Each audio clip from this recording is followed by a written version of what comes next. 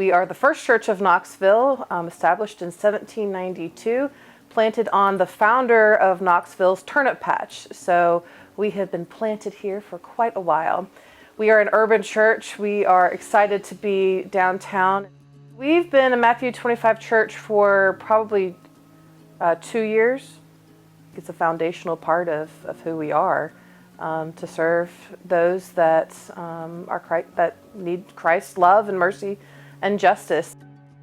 Justice Knox is an interfaith organization that brings congregations from across Knoxville, Christian, Jewish, Muslim, to work together on specific issues of injustice in our community, recognizing that no one congregation has the power to solve any one thing, and that rather than just addressing those symptoms of issues, we want to dig deep and get into the root causes of why these issues are happening in the first place. I think sometimes when we think about loving thy neighbor,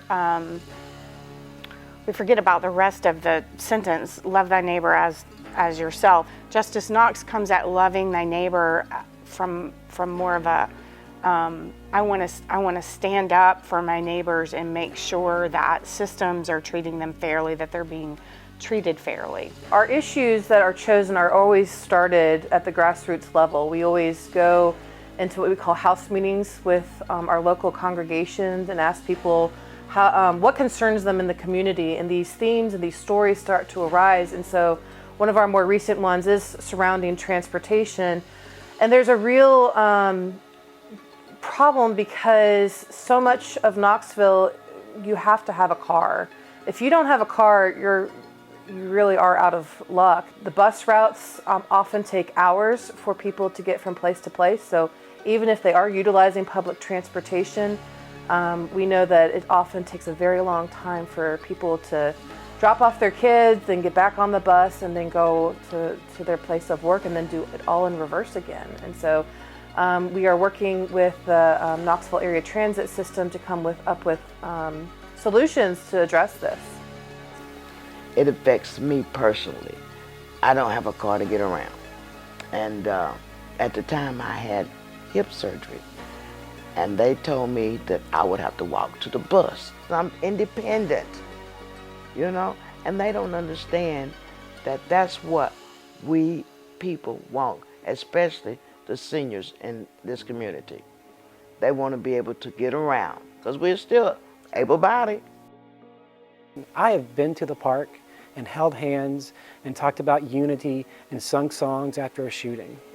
But this is actually joining with people, listening to them, walking with them together and trying to bring about justice. Justice Knox had a meeting with one of the directors of one of the homeless shelters here in town, and he said to us, please don't give us any more money. Change the system. It's the system that needs to be changed, the policy here in the city. You know, we keep the pressure on the school district so that suspensions and things that are usually more serious that land on people of color more frequently and more harshly than they do others. So we're about restorative justice. And then of course transportation continues to be an issue. We need a micro transit system so people can get to work here. Our Nehemiah Action is the culminating event every year. And of course you've heard it's based on the story of Nehemiah and how he gathered the people together so that in a public place he could demand justice for the Jewish people. So we take our initial group of, a dozen, and we multiply that by 4. Except that we have 400, and we hope to multiply that by 4, and get 1,600 people in a gathering, which of course the officials then pay attention to. What could Nehemiah have done instead of what he did do? And it's what we do here. We throw money at it.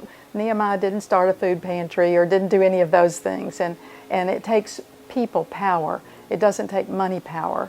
I think it's extremely important to love thy neighbor, because that is a mandate from God, that we love one another. And we treat one another like we want to be treated. And it's important that we continue that and make sure everyone knows that's what we're all about love, regardless of who you are, love. So rather than just continuing to put Band-Aids on bullet wounds, how do we recognize or address why there are bullet wounds in the first place? How do we get to the systemic part and change the community so that folks are no longer experiencing those injustices? We've worked closely with the police department here in Knoxville and asked, one of our very first issue campaigns was to ask them to train all of their police officers in crisis intervention training, which is a de-escalation type of training that prepares officers to help individuals that are in a mental crisis. So rather than just arresting them and taking them to jail, they have the knowledge and the know-how of how to address these individuals and take them to perhaps a different kind of place rather than just jail. I have directly seen the work with mental health and with law enforcement. The fact that we were able to push and get our law enforcement to agree to this crisis intervention team training has had a great impact at our congregation. It affects all of us. People who are mostly affected by it, I think, are black, brown, and poor people, but it's in our community, and we live in our community. So somehow it's going to impact all of us in the community. The problems didn't show up overnight. We can't change them overnight, but we have to continue to deal with them. We have to continue to hold people who are decision makers accountable for making sure that all people are treated fairly. Not equally, but fairly. As a privileged white man, I'm affected by injustices to my black neighbor. And I need to realize that and own that and see that we are connected and joined together, regardless of our religion or lack thereof, that we want to see justice and fairness for all people. We have many more units of affordable housing now than we had before we started. We've made progress with all the police being trained in crisis training. We have fewer people that are mentally ill going into our jails. So we've made progress in all of those things that we have addressed. But there's also the wonderful change just in the community. So we have all these congregations that believe so many different things in so many different ways, but the one thing we all have in common is to love our neighbor as ourselves. And so it's so powerful to come together with all these other congregations. We build relationships.